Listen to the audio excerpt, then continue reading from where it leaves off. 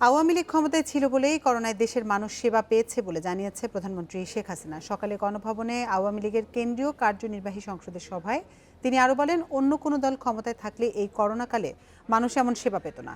করোনায় 61 জেলায় 522 জন নেতাকর্মী মারা গেছেন জানিয়ে শেখ হাসিনা বলেন, করোনায় এত বড় ত্যাগ আর কোনো দল করেনি। অথচ তারপরও মানুষের পাশে না দাঁড়িয়ে অন্য রাজনৈতিক দলগুলো শুধুই সরকারের সমালোচনায় মুখর ছিল। খাদ্যের সংকট যেন না হয় সে চেষ্টা ছিল সরকারের, তাই ফসল উৎপাদন অব্যাহত ছিল। এ সময়ে খাদ্যের ঘাটতিও হয়নি বলে জানান প্রধানমন্ত্রী। চিকিৎসার ক্ষেত্রে সরকারের সার্বক্ষণিক নজর ছিল।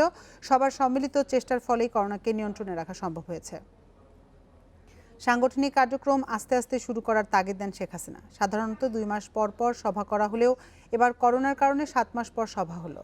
মানুষের আস্থাই আওয়ামী লীগের একমাত্র সম্বল উল্লেখ করে শেখ হাসিনা বলেন, আওয়ামী লীগ মানুষের পাশে আছে, থাকবে।